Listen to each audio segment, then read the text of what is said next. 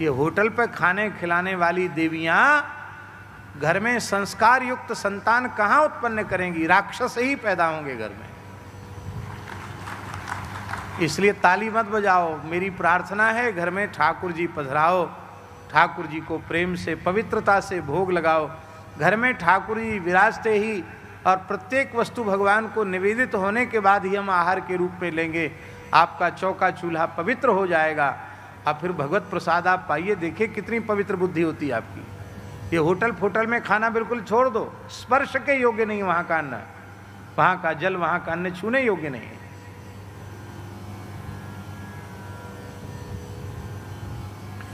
अब तो ये पता लगाना मुश्किल हो गया कि ये देवी विवाहित है कि अविवाहित है। दुर्भाग्य से किसी देवी का सुहाग उजड़ जाता था तो पैर में बिछुड़ी नहीं, पैर में उंगलियों में बिछुड़ी नहीं, पैर में पायल नहीं, सिर में मांग में सिंदूर नहीं, हाथ में चूड़ी नहीं, नाक में नथ नहीं, कान में कुंडल नहीं, गले में मंगलसूत्र नहीं। और ऐसा होता है तो उनके वो उतार दिए जाते जब पति का शरीर श्मशान की ओर जाता है। तो कितने दुर्भाग्य का समय सनातन धर्म में आ गया कि बहू बेटियां विवाहित होकर पति के रहते हुए सौभाग्य चिन्ह ही धारण नहीं करती। जो माताएं सौभाग्य चिन्ह धारण नहीं करती हैं उनके पति का, उनके पुत्र का अमंगल होता है, उनका स्वयं का मंगल होता है, उनकी श्री का, उनकी आयु का, उनकी बुद्धि का नाश होता है। लेकिन किसको समझाएं, कौन समझाए? कुएं में भांग पड़ी है। हमको कहने की इच्छा नहीं होती है।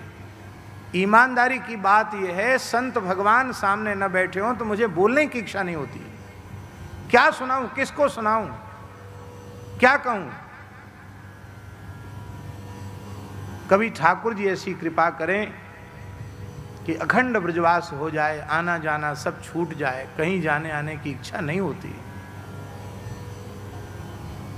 बहुत सुना चुके, बहुत घूम चुके, बहुत भटक चुके,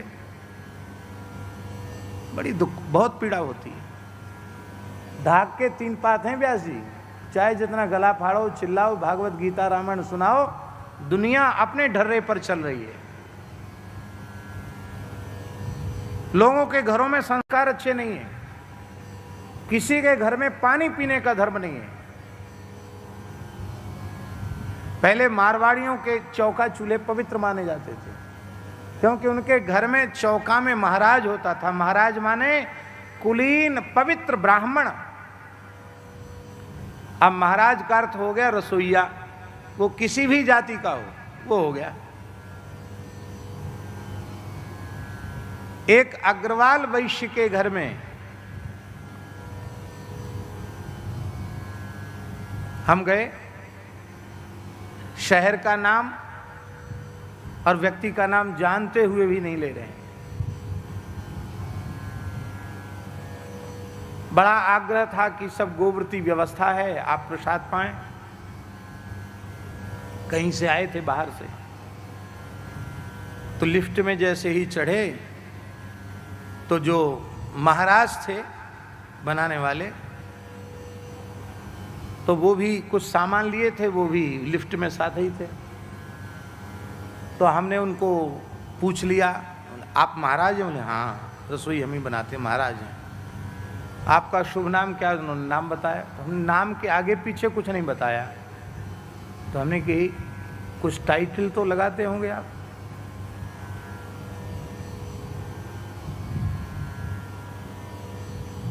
हमने कहा देखो सभी टाइटल बहुत अच्छे, कोई खराब नहीं है, टाइटल तो लगाते होंगे। तो उन्होंने अपना नाम के पीछे कुछ ऐसा टाइटल, अब क्या करें आजकल जमाना ऐसा, कुछ बोल दें तो ये मीडिया वाले पीछे लग जाएंगे। ऐसा टाइटल बता दिया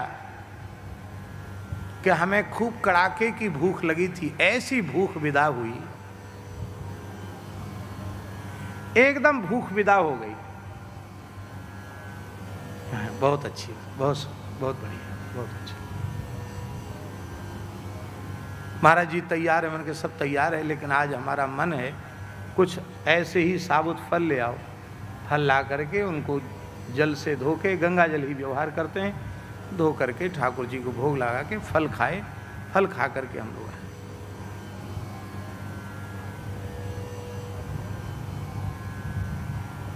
अच्छे प्रतिष्ठित वैश्य के घर की बात है।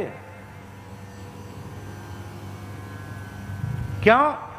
क्योंकि इतना धन बढ़ गया है कि माताओं ने चौका चूल्हे में प्रवेश करना बंद कर दिया। उनको नौकर चाहिए।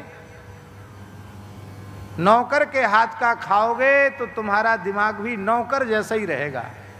भले ही तुम बड़े बड़ी अमीर सेठ बनते हो, पर नौकर ही रहोगे। अपने हाथ से बनाओ खाओ।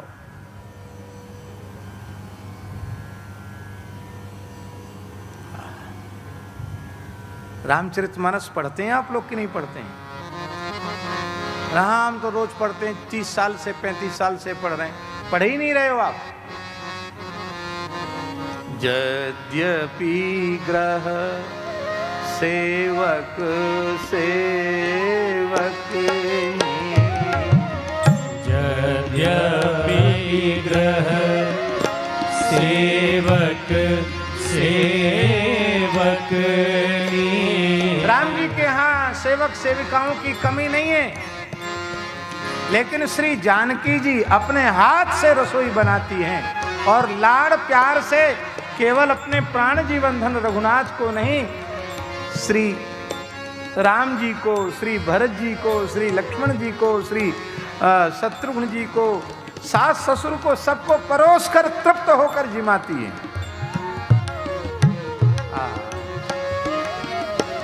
उनसे बड़ा अमीर कौन होगा?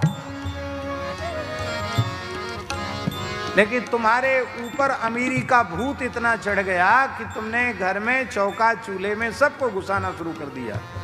ठाकुर जी तो पधराए हैं घर में, पर उनको भी नौकर के हाथ का बना हुआ भोग लगाते हो, ये ठीक नहीं है। हमारी नौकर के प्रति कोई घृणा या द्वेष की बुद्धि नहीं है। आपको भगवान ने संपन्न बनाया है तो आप तमाम लोगों का पालन पोषण करो, अच्छी बात है। नौकरों के प्रति भी इतना प्रेम पूर्ण व्यवहार करो, पुत्र और पुत्री के जैसा व्यवहार करो। परमात्मा की परिपूर्ण सत्ता उनके भीतर भी विद्यमान है।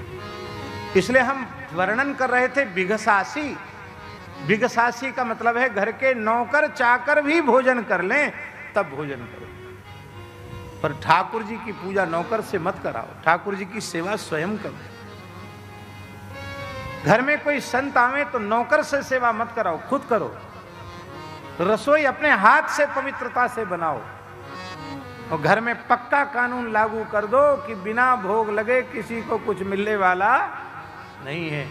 रूसो तो 2 रोटी और खा लेना, रूस जाओ तो 2 रोटी और खा लेना। यहां तो भगवान को भोग लगेगा, उसके बाद ही कुछ मिलेगा। ये निश्चय करो। सत्संग से परिवर्तन अपने जीवन में दिखना चाहिए, अनुभव में आना चाहिए। फिर लोग कहते हैं इतने दिन से माला, फिर हमको तो अनुभव ही नहीं। अनुभव कहां से हो भले आदमी?